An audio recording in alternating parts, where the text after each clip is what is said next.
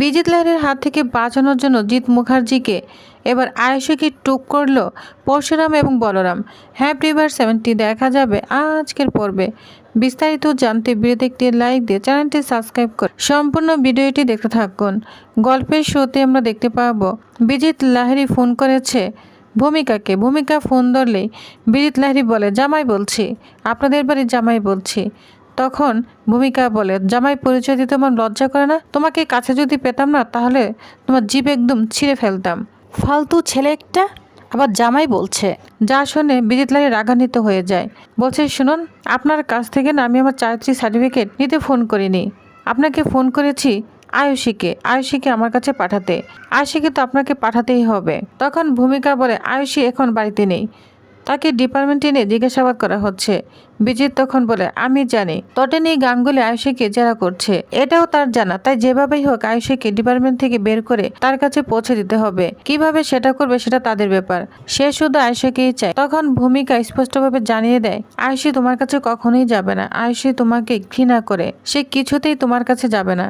কিন্তু বিজিত পাগলের মতো বলতে থাকে সে আয়ুষীকে ভালোবাসে। সে ভালোবাসার কথা বলে সে জানায় তার একটি বড় পরিকল্পনা চলছে, যা এখন কেউ বুঝবে না। তাই আর সময় নষ্ট না করে আয়ুষীকে তার কাছে পাঠাতেই হবে।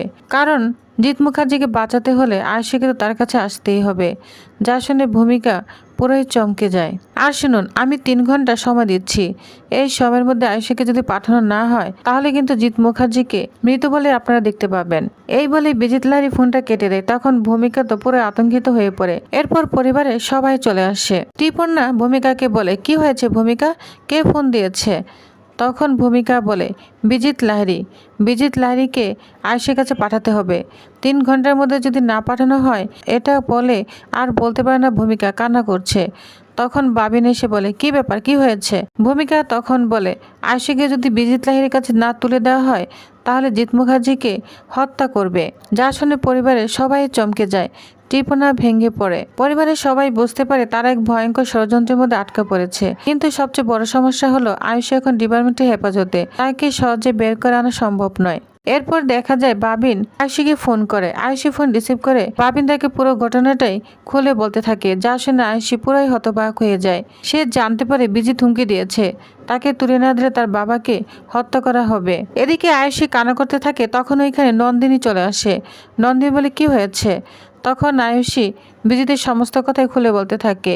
তটিনী বুঝতে পারে এটা পরিকল্পনা করেই করা হয়েছে। তটিনী গাঙ্গুলিকে জানেও বিশেষ কোনো লাভ হবে না, কারণ আইন মেনে চলতে গেলে সময় নষ্ট হবে, আর সেই সময় এখন সবচেয়ে মূল্যবান।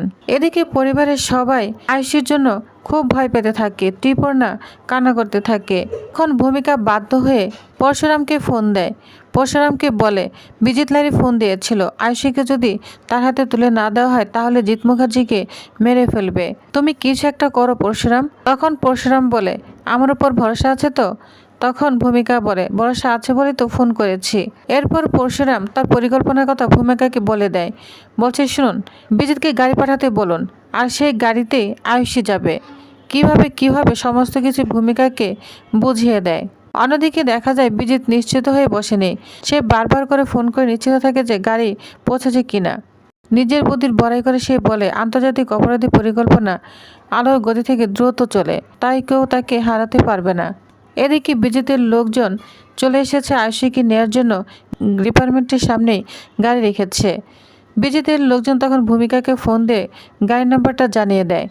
এদিকে ভূমিকার সাথে সাথে পরশুরামকে ফোন করে জানিয়ে দেয় নাম্বারটা। তখন বলে, ঠিক আছে। এরপর পরশুরাম বলরামকে বলে, শোন, একটা অপারেশনে যেতে হবে। তখন বলরামকে পরশুরাম সমস্ত প্ল্যান বুঝিয়ে দেয়। বলরাম অনেক খুশি হয়ে যায়। এদিকে বলরাম আয়ুষীর কাছে চলে যায়। আয়ুষীকে সমস্ত কিছু প্ল্যান বুঝিয়ে দেয়, কিন্তু আয়ুষী খুব ভয় পেতে থাকে। অন্যদিকে বিজিত লাহিড়ী ভূমিকাকে ফোন করে, বলছে, শুনুন, গাড়ি পৌঁছে গিয়েছে, আয়ুষীকে এই গাড়িতে তুলে দিন। তখন ভূমিকা ফোনটা রেখে আবার পরশুরামকে জানিয়ে দেয় যে গাড়ি জায়গা মতো চলে এসেছে।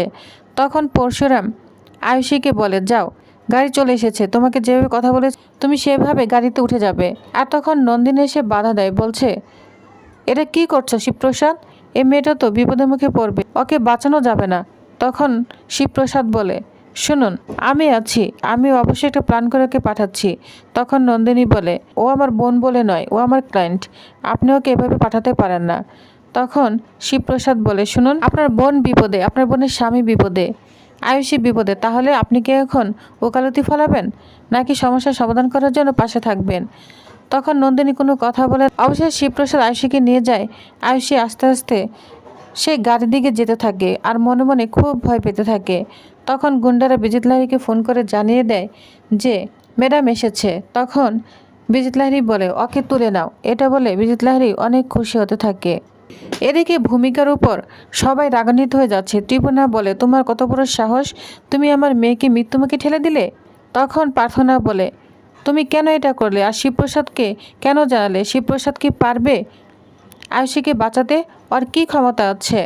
তখন ভূমিকা বলে, 100 বার ওকে আমি বিশ্বাস করি, ওর অবশ্যই ক্ষমতা রয়েছে। তখন ভূমিকা বলে, শোনো আমি যা করেছি পরিবার ভালোর জন্যই করেছি। তখন বাবিন বলে, শোনো আমার বোনের যদি কিছু হয় না, তোমাকেও কিন্তু আমি বাপের বাড়িতে পাঠিয়ে দিব। যা শুনে ভূমিকা অনেক রাগান্বিত হয়ে যায়, বলছে কি আমাকে বাপের বাড়িতে পাঠাবে? তুমি কোন মুখে কথা বলছো? তুমি তো সবই জানতে, বলো জানতে না?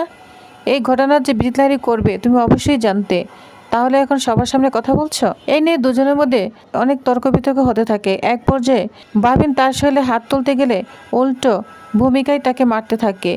যা শুনে দীপালি বলে, ভূমিকাটা কি করছো? ও তোমার স্বামী, তুমি ওকে মারতে পারো না। তখন বলে, হ্যাঁ স্বামী যদি অন্যায় করে তাহলে কঠোর পদক্ষেপ নিতে পারি। আর শুনুন আপনাদের সবাইকে জানিয়ে দিই, সত্যের পক্ষে লড়তে না আমি নিজের স্বামীর বিরুদ্ধেও আদালতে সাক্ষী দিব। এই বলে ভূমিকা ওইখান থেকে রাগান্বিত হয়ে চলে যায়। এদিকে বাড়ির পরিবেশ আর উত্তপ্ত হয়ে উঠেছে। একে অপরের বিরুদ্ধে অভিযোগের জোর চলতেই থাকে। অন্যদিকে দেখা যায় আয়ুষীকে গাড়িতে করে বিজিত লাহিড়ী ওইখানে নিয়ে এসেছে। আয়ুষী তো ভয়ে ভয়ে রাস্তায় হাঁটছে। আর তখনই বলরাম ফোন করে, বলছে একদম ভয় পাবেন না, আমরা আছি পাশে। তখন বলে, আপনি বিজিতকে চিনেন না, আমি ওইখানে গেলে আর বের হতে পারবো না।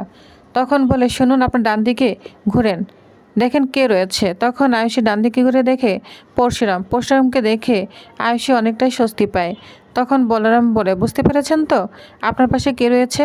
তখন আয়ুষী বলে, থ্যাংক ইউ। বলরাম তখন আরেকটা কথা জানিয়ে দেয় আয়ুষীকে, বলছে শুনুন আপনার শরীরে কিন্তু একটা অডিও সেট করা রয়েছে, অতএব আপনি ওইভাবেই কাজ করবেন। তখন আয়ুষী অনেকটাই ভয় কমে যায়, আস্তে আস্তে বিজিত লাহিড়ীর কাছে যেতে থাকে। এদিকে বিজিত লাহিড়ী বুঝতে পেরেছে এটা অবশ্যই সৎসাধ্য হবে না, তাই নিজের মতো নিজে প্ল্যান তৈরি করছে। অন্যদিকে বলরাম এবং পরশুরাম দুজনেই একটা বড় একটা ফাঁদ তৈরি করছে। এখন একটাই প্রশ্ন, বিজিত কি তার সত্যি পরিকল্পনায় সফল হবে নাকি নিজের পাতা ফাঁদেই নিজেই আটকা পড়বে? আর জিৎ মুখার্জিকে শেষ পর্যন্ত জীবিত উদ্ধার করতে পারবে পরশুরাম? তো নেক্সট আকর্ষণীয় পর্বটি আরও অনেক সুন্দর হতে চলেছে, তো কেউ মিস করবেন না, আমার পাশেই থাকুন। ধন্যবাদ।